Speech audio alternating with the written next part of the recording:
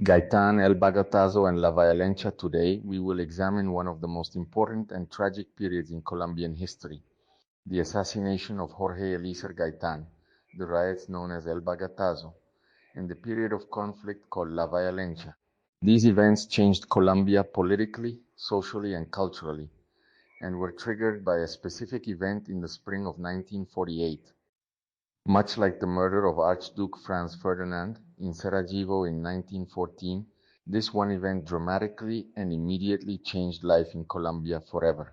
To understand modern Colombia, it is necessary to understand what happened on April 9, 1948. Many historians consider this one of the defining moments of 20th century Colombian history. During the first half of the 20th century, Colombian politics was dominated by two major political parties, the Liberal Party and the Conservative Party. Political rivalry between these parties had existed for generations. Sometimes the competition was peaceful. At other times it became violent. Many Colombians felt excluded from political power. Workers, farmers, and poor urban residents often believed that the political elite was disconnected from their daily lives. It was in this environment that Jorge Eliezer Gaitan rose to prominence. Jorge Eliezer Gaitan was a lawyer, politician, and leader of the Liberal Party. He was one of the most powerful public speakers in Colombian history. Unlike many traditional politicians, he spoke directly to ordinary citizens. He criticized inequality, he denounced corruption, and he argued that government should serve all Colombians, not just the privileged classes. His speeches attracted enormous crowds. Millions of Colombians saw him as a symbol of hope. Hope for political reform, hope for greater equality, hope for a more inclusive nation. By 1948, many believed that Gaitan would become Colombia's next president. On April 9, 1948, Jorge Eliezer Gaitan was assassinated in Bogota. The alleged assassin was Juan Roa Sierra. The shooting occurred in downtown Bogota. News of the assassination spread rapidly. The nation was shocked. Many people were angry. Others were devastated. Rumors and conspiracy theories quickly emerged. Even today, historians continue to debate aspects of the assassination.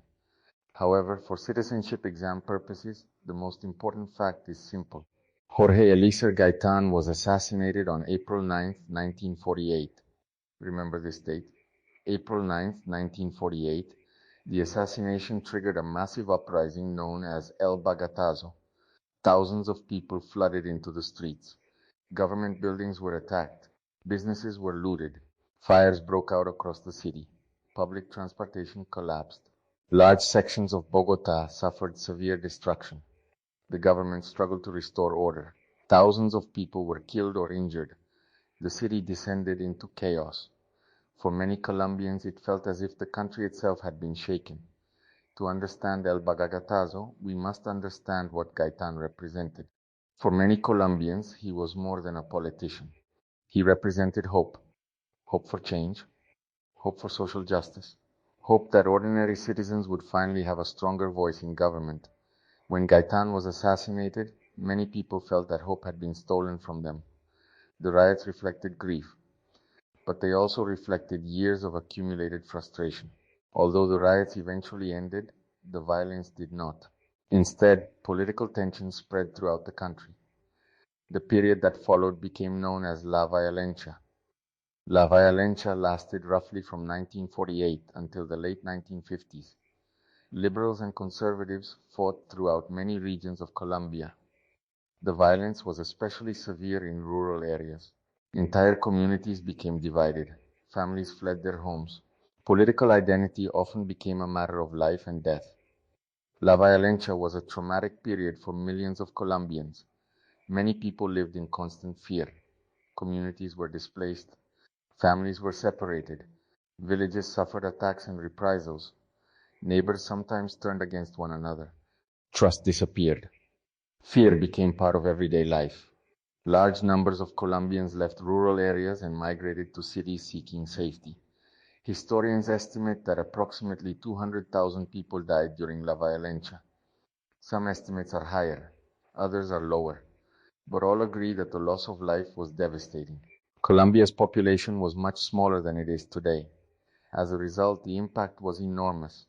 Nearly every region of the country felt its effects. La Violencia left deep scars on Colombian society. Trust in political institutions weakened. Political polarization increased. Many Colombians lost faith in the ability of traditional political parties to solve national problems. Historians often view La Violencia as part of the historical background that contributed to future internal conflicts and the rise of armed groups. Its effects lasted for decades. Gaitan, El Bogotazo, and La Violencia are essential topics for understanding modern Colombian history. These events demonstrate how political tensions can become social conflict, and how a single event can alter the course of a nation. The events of April 9, 1948 changed Colombia forever. For the citizenship examination, remember 4 key facts. Jorge Eliezer Gaitan was a liberal political leader. He was assassinated on April 9, 1948. His assassination triggered riots known as El Bogotazo. The violence spread throughout the country and developed into a period known as La Violencia. Approximately 200,000 people died during La Violencia. These events profoundly shaped modern Colombian history. The story of Gaitan, El Bogotazo, and La Violencia remains one of the most important chapters in the history of Colombia. It reminds us of the dangers of political polarization. It reminds us of the power of political leadership. And it reminds us that the consequences of violence can affect generations.